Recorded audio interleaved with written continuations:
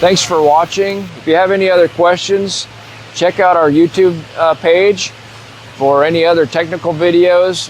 We may be able to already answer some of your questions on some of those videos. So thank you.